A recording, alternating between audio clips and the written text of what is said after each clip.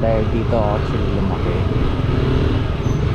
Ito yung bahay sa tapat namin. And actually ito isa to sa mga magagandang bahay nun na ano, hindi nag-iiba yung design, ay hindi nag-iiba yung ano, structure, yung build, pero laging nire-renovate, or not actually nire-renovate, pinapaganda, siguro new paint, new design, gano'n, pero never yung mga major na changes.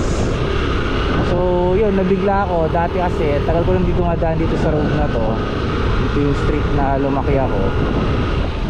Ano, nakita ko yun pa rin, same na same pa rin yung bahay, pero a few weeks ago nakita ko nire-renovate. So parang ano lang, nakakamiss lang na makita isa sa mga bahay na lagi mo nakikita na ito yan, itong may green na fence, yan, pinapagawa na.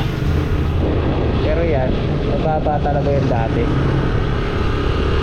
Siyempre kagising mo ng umaga, nasa tapat lang yung bahay namin ng dati yan.